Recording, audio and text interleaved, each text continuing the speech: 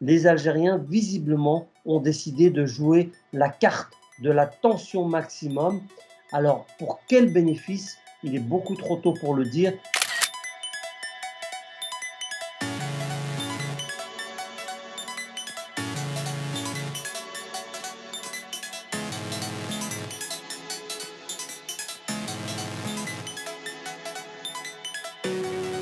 On a cru, au moment de l'annonce de la rupture des relations diplomatiques entre les deux pays, qu'on avait atteint un point d'orgue.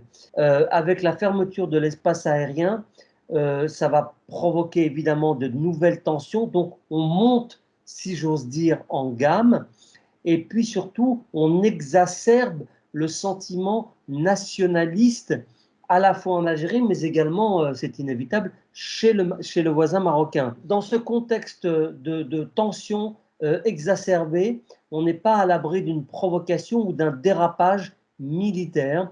Évidemment, je ne le souhaite pas, surtout dans une région qui est aujourd'hui traversée par des groupes terroristes antagonistes qui ont des intérêts différents, qu'ils soient au Sahel ou bien au Sahara, notamment venant de Libye, où il y a eu une diffusion des armes extrêmement importante.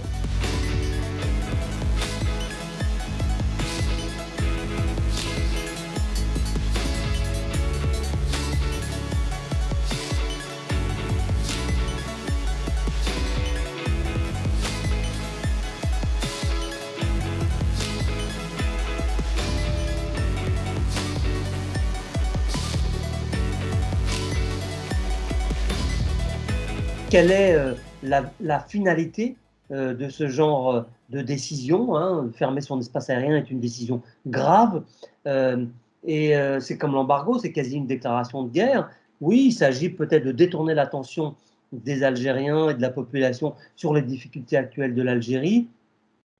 Il s'agit également sans doute de jouer sur la fibre nationaliste. C'est un pays qui s'est beaucoup isolé. La fin du quatrième mandat de Bouteflika et même tout le quatrième mandat a été calamiteux. Sur le plan diplomatique, tout était bloqué. Le voisin marocain, lui, avait un projet, notamment le projet africain, qui lui a permis de se redéployer, de gagner de nouveaux marchés. Sur la question du Sahara, la reconnaissance de la souveraineté marocaine sur le Sahara par les États-Unis, et puis ensuite entraînant dans le sillage américain un certain nombre de pays africains qui étaient les soutiens du Maroc et de cette revendication. Sur le plan international, c'est clair que le Maroc a marqué des points, alors que l'Algérie, elle, est isolée et engoncée dans ses contradictions internes, mais surtout dans ses tensions politiques internes avec le Hirak, qui a manifesté pendant près de 2 ans un rejet massif du régime tel qu'il fonctionne depuis l'indépendance en 1962.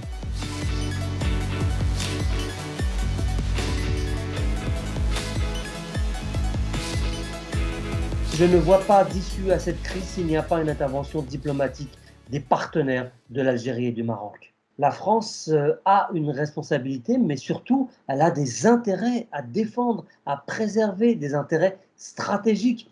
Le Maghreb, c'est la profondeur stratégique pour la France ou pour l'Europe d'une manière générale. Donc, c'est extrêmement important que la stabilité soit garantie.